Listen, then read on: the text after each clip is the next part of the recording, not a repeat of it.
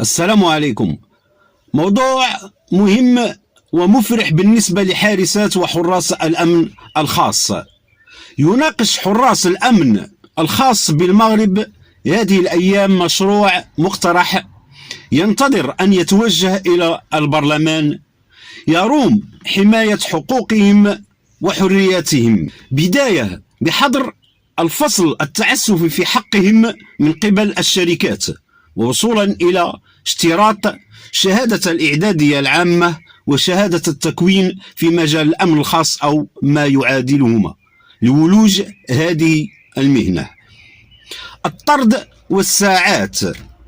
مشروع مقترح القانون الذي أعدته الجمعية الوطنية لحارسات وحراس الأمن الخاص بالمغرب وطرحته للنقاش بين الأعوان تطرق إلى إلزام شركات الحراسة الخاصة وشركات المناولة بتوفير عقود عمل تلتزم بالحد الأدنى للأجور، بها ساعات عمل محددة في 8 ساعات في اليوم طبقا لمدونة الشغل مع التصريح بهم لدى الصندوق الوطني للضمان الاجتماعي وتمكينهم من جميع الحقوق المرتبطة بالشغل.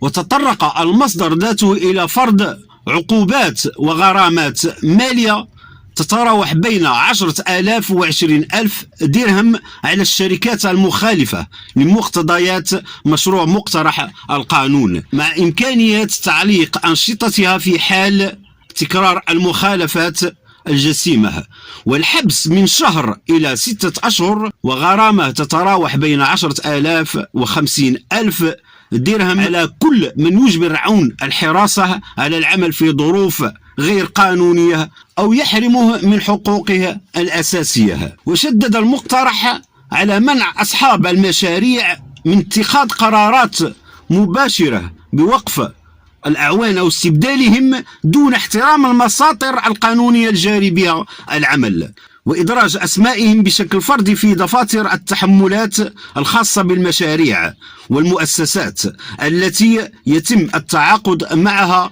وليس الاكتفاء بتحديد العدد فقط. وأوردت المسودة ذاتها أن هذا الأمر يهدف إلى ضمان حقوق حراس الأمن الخاص وحمايتهم من التحكم غير المشروع الذي قد يمارسه أصحاب المشاريع على الشركات المشغلة لهم، ما يؤدي إلى استغلالهم وإنهاء خدماتهم تعسفيا دون سند قانوني. وفي إحدى المواد نص المصدر ذاته على أنه لا يجوز نقل عون الحراسة إلى منطقة عمل أخرى دون موافقة الكتابية إلا في حالات الضرورة القصوى، مع توفير تعويض مناسب عن تكاليف النقل والإقامة. كما تطرق مشروع مقترح القانون إلى إلزام شركات الحراسة الخاصة بعدم تشغيل الأعوان لساعات تتجاوز الحد القانوني المعتمد في مدونة الشغل، وهو 8 ساعات في اليوم، ومنحهم تعويضا عادلا عن الساعات الإضافية بما يتناسب مع الجهد المبذول. التنظيف والحلاقة. لا يجوز تكليف أعوان الحراسة بمهام تتجاوز طبيعة عملهم مثل أعمال التنظيف أو النقل أو أي مهام أخرى لا تدخل ضمن اختصاصهم إلا بموافقتهم الخطية وبمقابل مالي إضافي. وكذلك الحق في الحصول على عطلة سنوية مدفوعة الأجر وإجازات مرضية وفق الضوابط القانونية، مع إلزام الشركات بعدم حرمانهم منها أو التلاعب بها. وكذلك يحق لعون الحراسة الحصول على راتبه في الآجال القانونية المحددة، وأي تأخير غير مبرر يعرض الشركة المشغلة لعقوبات مالية.